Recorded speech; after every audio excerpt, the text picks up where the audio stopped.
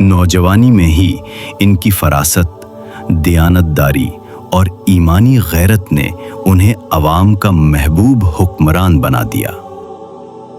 نور الدین زنگی کی حکومت میں عدل و انصاف کو بنیادی حیثیت حاصل تھی۔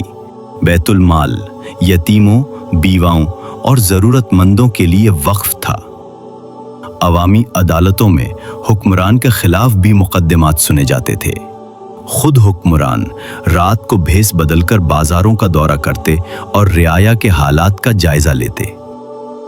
تاریخ گواہ ہے کہ ان کی سلطنت میں چوری کا نام و نشان نہیں تھا، کیونکہ رعایا جانتی تھی کہ انصاف ہر حال میں ہوگا۔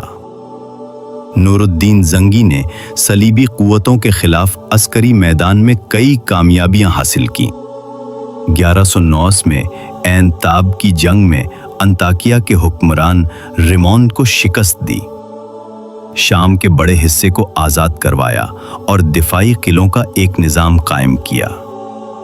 دمشق کو فتح کر کے اسلامی اتحاد کی بنیاد رکھی، جو صلیبیوں کے خلاف ایک مضبوط رکاوٹ بنی۔